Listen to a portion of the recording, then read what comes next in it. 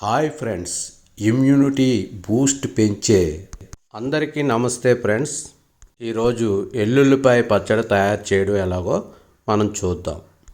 Garlic pickle home made మరి ఇంట్లోనే ఎలా తయారు చేసుకోవాలో ఇప్పుడు చూద్దాం.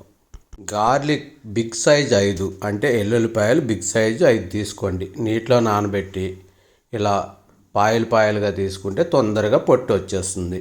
మరి ఈజీగా వచ్చేస్తుంది కదా. ఇప్పుడు ఇవే పక్కన పెట్టుకోండి.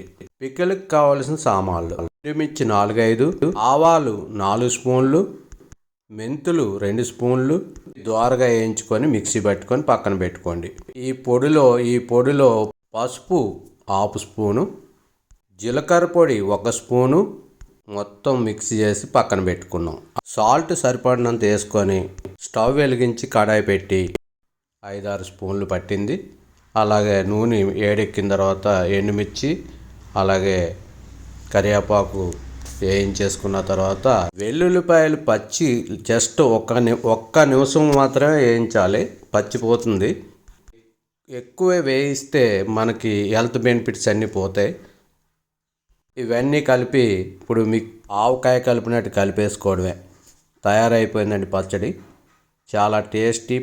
ఫస్ట్ ముద్ద మనం ఈ ఎల్లుల్లిపాయ పచ్చడితో తింటే చాలా హెల్త్ బెనిఫిట్స్ ఉంటాయండి. Thank you.